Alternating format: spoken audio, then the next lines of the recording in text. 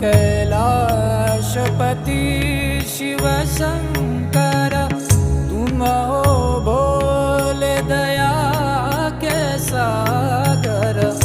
दूर करो सब दुख